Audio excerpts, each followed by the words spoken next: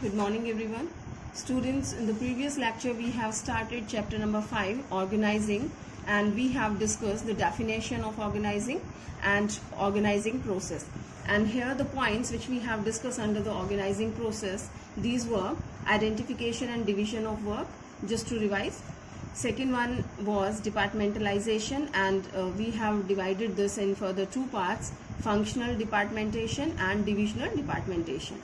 Third one, assignment of duties, and the fourth one, establishing reporting relationship. All right, so these points we have already discussed in the previous class. Students, one thing you should keep in your mind, these MCQ and case studies, as these are given, they have given after every topic, so you must do it after completing this topic only, because it is concerned to this one only, so you will understand better, right? So just discuss this case study. All right, today we are starting next topic, that is importance or significance of organizing. When we are organizing any sector, we are organizing the business or any event, so we have these further importance which we are going to discuss. First one is benefits in specialization. Well, students, we know that in organizing we divide the duties, right? The whole work is not assigned to one person. We are dividing the duties to the different person or employees according to their capabilities and according to their education. Okay, so the person who is doing that particular work again and again, means repetitively the person is doing same work, so person becomes efficient in that, and specialization, one gets specialization, right? So that person becomes the expert of that or specialized in that particular field. So let's see. It's telling in organizing, every individual is assigned a part of total work and not the whole work, right? Due to this division of work into smaller units and assignment of units according to the qualification leads to specialization. Okay, the specialization automatically comes when an individual is performing one job repeatedly. All right, students, that's the same story which I have told you. Means one person is not assigned the whole work, a part of the job is assigned to one person, and division of work is done in the smaller units, and when the one person is doing that work again and again repeatedly, the person becomes efficient in that. More efficient means specialization quality comes in that. Fine. Now second point is clarity in working relationship. Students, when we organize certain things clearly, so it's very easy to define the duties and power to a person. This work is assigned to this person, and according to the work we have provided this much rights to this person, or you can say authority to this person, and this much responsibilities we have assigned to this person. So it will be very clear in the working relationship, the person who is the boss and who is the subordinate. So let's see how they are explaining. In the organizing function, it's clearly defined that what all and how much power and authority is enjoyed by different individuals or managers. Okay, so it's very clearly defined that what all and how much power and authority are enjoyed by different individuals or managers. Not only one, we have many managers. Sales manager is there, production manager is there, finance manager is there. So everyone's duties and responsibilities are very different. Okay, so we can hold these people liable for their work, right? And very clearly we just assign their duties and their responsibilities and authority to these people. Each manager knows very clearly to whom he can give order and from whom he has to receive. Whom he can give order, like किन से उनको order मिलना है and किन को order देना है. Who are their bosses and who are their subordinates, right? These are the functional managers, divisional managers we can say. And who is on the top? General manager, right? Or the director is on the top. So these people, they have to receive the order from the general manager or directors, and they have to order to their subordinates who are working under them, and you can say the lower level management, that also comes under them. Okay, so the superior subordinate relation is clearly defined in organizing, right? Now this is the third point we are talking about: optimum utilization of resources. the resources which we have, when everyone is clear to their work, their duties and all, the working pattern and all, so we can utilize the resources effectively. In the organizing function, there are very few chances of duplication of work, okay, or overlapping of work, because the jobs are assigned to different individuals by clearly defining the job in job description document. So there are no chances that the same work is performed by two or more individuals. Well, we can take example of our classroom students. It doesn't happen that I teach you accountancy and some other teacher comes, or he or she also teaches you accountancy. This never happens. Everyone is teaching their different subject. So when the things are well planned, right, we have organized the things properly, so there won't be any duplication in the work, okay, so that saves the time properly. Fine. So in organizing this, there are very few chances of the duplication and overlapping of the work. This doesn't happen, right? So that was the teaching example, but in production departments and the factories, this doesn't happen ki one person is, I mean the two people, they are doing the same work, or the more people, they are doing the same job. Everyone is very clear what they have to do. They have the different duties, okay. So that way we utilize all the resources properly, and optimum utilization of the resources can be achieved. Next is adoption to change.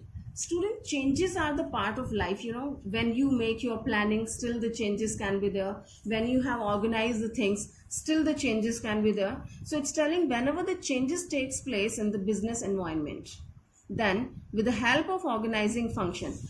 Are you understanding, students? Business environment, once again they have used the word, and we have discussed the whole topic, whole chapter on this business environment. Many factor comes in that. Economic factor comes, political factor, legal factor, technical factor. I mean any changes can be there in any of the factor. Means in total we can see the business environment, right? So whenever the changes takes place in the business environment, then with the help of organizing function, so this function, organizing function, helps us to meet this challenge, okay. These changes can be adopted systematically because organizing function creates different departments and group related activities under each department. Well, we have to see business environment is affecting on which department. Either it is affecting the finance department, or is it affecting the sales department or the production department. So wherever we find the effect of this business environment, I mean changes of the business environment, we deal with that particular department, right? So we are very clear that this department needs some changes, okay. So with the help of organization effectively, we can meet the challenges. So organization structure can be suitably modified according to the change. All right. Now next point we are going to discuss, that is effective administration. Well, in the organizing function, the similar and related jobs are grouped under one department. We have discussed in the previous lecture. Similar and related job. The people who are working in the sales area, in the sales department, so I have taken a name like that. You know, some people, they are working for the sales. So we keep all these activities in the sales department. Suppose some people, their work is related to the production. So we keep all these activities in the production department. Fine. So it's telling in the organizing function, the similar and related jobs are grouped under one department, which leads to unification of efforts and harmony in work. The organizing function establishes relationship between different departments, keeping in mind the coordination among different departments. By bringing clarity in working relationship, administrative efficiency improves. Right, students? When we have kept the similar kind of job in one department, but still these different departments or these jobs, they are interrelated to each one. For example, your sales department is dependent on production department. When the production will be done, only then you can sell out, okay. And your production department depends upon the purchase department. When they will purchase the raw material and purchase certain other items, only then the production can be started, right? Now your purchase department depends upon that is research and development department. when they do the research, market research is done, you do the survey, and you just find out the data, what kind of changes customers want. So do we have to change in our production? I mean, demand has increased or decreased or what, or any other kind of changes are asked by the customer. So these kind of things we will keep in our mind, we will consider all that, and we design our production accordingly. Okay, so we purchase the things according to those changes, and purchase department will provide to the production department, and then production will be taking place, and this will be provided to the sales department, and all these departments, they depend upon the finance department. All right, so all these departments are interrelated to each one. Fine. So effective administration is that one which keeps the coordination between all these departments. If you don't have the coordination, so your administration is not effective at all. All right, next point we are going to discuss expansion and growth. With optimum utilization of resources and proper division of work and departmentation, companies can easily meet the challenges and can expand their activities in a planned manner. Okay, students, so this is telling when you are utilizing your all the resources to its optimum use, like maximum utilization of the resources you are doing, proper division of the work and departmentation is done, right? Your work is going on smoothly, and you have, because of all these activities, you have the proper profits in the concern. Okay, and you are meeting your challenges which you are facing in the way. Okay, so it will be very easy and smooth for the firm to expand their work. Fine, expansion and growth will be easy for them. Next point is your development of personnel. Development of personnel means the people who are working, how do they progress in their field. Delegation of authority is an important part of organizing. Students, as we have discussed in the starting point, the whole work is not done by a single person. We divide the whole work in small parts, in small jobs, and that we assign to the different people. Fine. So this process is called delegation of authority. This was the division of the work. When you divide the work, of course you have to delegate the authority also. Authority means right, the power which you have. Now you are having the whole power with you being a general manager, but as you have divided the work to the different people, you have to give some rights also, some power also to these people. That means you have delegated the authority. आपने अपनी authority delegate कर दी है, आगे delegate की है. Okay, so this is called delegation of authority, is an important part of organizing. By delegating the routine, the manager can concentrate to develop the new method. Students, if you keep everything in your hand, all the work you are keeping, fine, so you won't be having the time for the special kind of work, where your intellect is required, you have to plan certain things, right? You have to innovate certain ideas and things, so you won't have time if you are indulged in the routine work also. So you do what? You just delegate your routine work to the rest of the people. Fine, that way you can save time for the special kind of task. So here it's telling, by delegating the routine, the manager can concentrate to develop new methods. If you can spare the time, so you can develop the new methods and ways of performing job. It gives them time to innovate new technologies and area for growth of the companies. Understood, students? So that way you have the time for the growth, for the innovation, for the new techniques and all. So delegation not only reduces the workload of manager, but it also helps them to use and realize their full potential for more creative work. All right, students, this doesn't only reduces your work, right? Rather, it provides you the time for some innovative work and to use your creativity and your potential properly. Fine, students. So here we have completed all these importance or significance of organizing. Students, just correlate all these points properly, and you should find out some hints to learn that, so that will be easy for you. Okay. Now next topic we are going to start, that is organizational structure. we are talking again and again ki organization in Hindi we call it a sangathan means मिलजुल के काम करना. Here there is an organization of the different things, not only the manpower, some machines is there, finance is there, right, and manpower of course. So all these people, they get together and they start doing their work. So organization. So what kind of organizational structure is there? Here we are talking about the manpower. Okay, what kind of structure they have created for doing the work. So what is its meaning and consideration? They are telling, when a managers are performing organizing function, an organizational structure gets created automatically.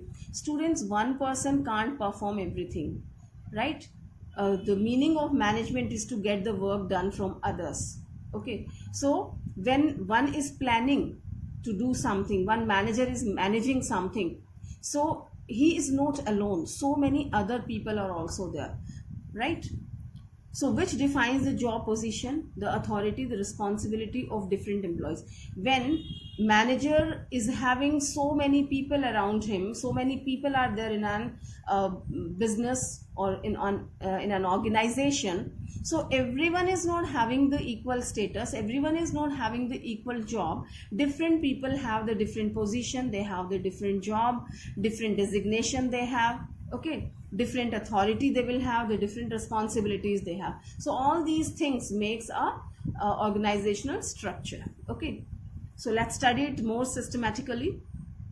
Organizational structure can be defined as network of job positions, responsibilities and authority at different level, or it can be called as a framework within which managerial and operational tasks are performed. This is the framework where the managerial operations and tasks are performed. Management का जो भी काम है, जो भी किया जाता है या करवाया जाता है, ये उसका एक फ्रेमवर्क है कि कौन कौन लोग उसमें इन्वॉल्व हैं. जब आप मैनेजमेंट करते हैं तो कितने लोग उसमें इन्वॉल्व हैं, कौन लोग काम कर रहे हैं, किन से आप करवा रहे हैं, किसकी क्या राइट्स हैं, क्या ड्यूटीज हैं. तो all these things make it a organizational structure. Okay, now let's study this. Narrow span of management. Span of management, students, do you remember something? Span of management means how many people come under the manager, like one person. How many people comes under one person, sorry. So this narrow span of management results in tall structure, whereas wide span results in the flat structure. See, two structures they have mentioned. One is tall structure and another one is flat structure. Here the meaning of tall and flat is vertical and horizontal. The position of vertical is like this, just standing position. This is vertical position and they have denoted it with tall structure, right? This is the tall structure and this is flat structure and this is called horizontal. Fine, students, I just explained. The tall structure means the top level management, middle level management and the lower level management. This comes like this. Okay, so this is tall structure and this horizontal level. Okay, this tells the people who are at the same level. Here the people, flat means at the same level. Who are at the same level? See, top level, middle level and lower level, they are not at the same level. They have the different positions. The top level, as it is showing, this is middle one and it is the lower one. So their positions are not same at all. This moves from top to bottom. Okay, and flat one, everyone is at the equal position. Here is the production manager, here is the purchase manager, here is the finance manager, sales manager. So all these managers, they are at one position. They are the departmental managers. Okay, they all are at the same position. I hope it's clear. What is narrow span of management results in tall structure, whereas wide span results in flat structure. Now, what is this meaning? Span of management means how many employees or subordinates can be effectively managed by one manager, or how many subordinates can be effectively controlled by one superior. As we have studied, कि one superior is there. One boss is there. So one boss can handle easily how many employees, means how many subordinates or employees work under one boss. Okay, means एक manager या एक person कितने लोगों को handle कर सकता है, उनसे काम करवा सकता है. Okay, so this is called span of management, कि कितना उसमें कंट्रोलिंग पावर है. Alright. So when the authority and responsibility relationships are established in organizing process, then the managers must keep in mind the span of control. All right, students, when we decide this structure, so this is very important point, and that must be, they must keep this point in the mind. Ki what is their span of control, what is the structure, and easily how many persons can be handled by one manager. This is important in this way. Manager is handling these people. That means manager is supervising these people. He is looking after their work. He is guiding them. He is helping them whenever any problem arises. So there is a limit. There is a time limit, and there is efficiency limit also for one person. So easily this manager, how much work can be done by this manager in the day, and how many people he can control properly in a day. Okay. So that is the reason we must decide the limit. Okay, so this is a span of management. After deciding the span, a scalar chain is developed of all the superiors and subordinates, because the span of control clearly specifies who has to report to whom. Students, you must have studied in the principle of management, scalar chain, principle of scalar chain. Do you remember that? Scalar chain is the same thing. Okay, this moves from the top level to the bottom. So this specifies very clearly ki how many people can be controlled by one manager. So here we have talked about the meaning and consideration of the organizational structure. Although this organizational structure we will be studying in detail in the further points. And now we'll talk about importance of organizational structure. What are the importance of this organizational structure? जो हमने structure create किया है कि this is the top level, middle level, and this is the lower level. This is tall level and this is the flat level, which we have talked about. So what are the importance of all these things? First one, structure organizes properly all the operations of business. When you make the structure, this structure which you have formed, organize properly all the operations of business के जितने भी काम है उसको easily ये operate कर सकता है, and ensures better flow of the communication, and easily the communication can be there because we are very clear to whom I have to communicate. I know from whom I'll get the order, means communication, and I'm very clear to whom I have to report. Okay, कि मुझे किसको report करना है. I have, 6 managers are there and I'm here. I don't know to whom I must go. कि किस manager को जाके मुझे रिपोर्ट करना है. If I don't know, so that will be very problematic situation for me and for the manager also. Okay, so this defines this organizational structure. They have clearly defined कि this sales manager is my boss. Okay, so I have to give feedback to this person, right? I have to report to this person and I'll be getting the command from this person, right? Both the things should be very clear.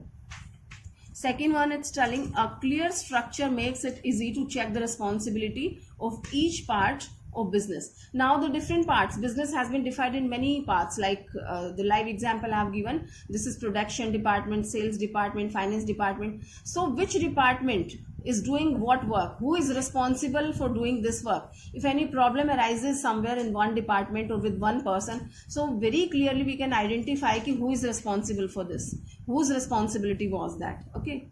Now, a clear idea about the working style of an enterprise can be known from organizational structure. A clear idea about the working style of an employee can be known from organizational structure. Through this organizational structure, we can come to know whose style is what, like which employee works in what way. I know that this manager is having 4 people under him, and these 4 people, I know this Ram, Sham, Mohan and Sohan. These 4 employees are there. They are my subordinates and I'm their boss. I know how do they work. And very clear example, students, I really know very well ki how many of you are learning, how many of you are doing your written work, and what you people are doing in your test, as you people are getting full marks in the test. Okay, so how much do you learn, and how many of you are doing the homework, how many of you are not doing the homework. So we know about our subordinates very clearly, as a teacher knows about the students.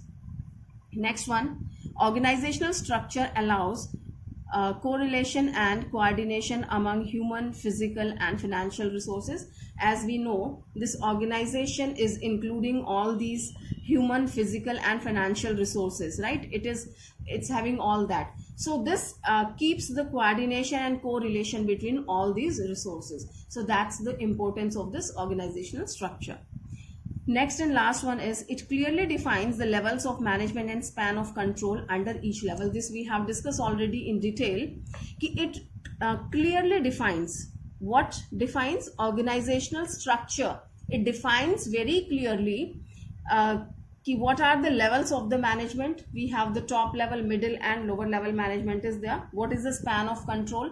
Span of control means we have the different manager. See, here is the production manager, how many subordinates it's having under him. Sales manager, how many subordinates this person is keeping. This is the finance manager, how many people are working under him. So all these things are very clearly known by everyone. These people, they know, we know, and the whole organization knows that. Okay. And of course, they know the responsibility and authorities towards each other. Right, students? So here we have completed importance of organizational structure. Okay, so please learn these topics and prepare the notes properly. And next topic is our types of organizational structure that we will discuss in the next class. Thank you.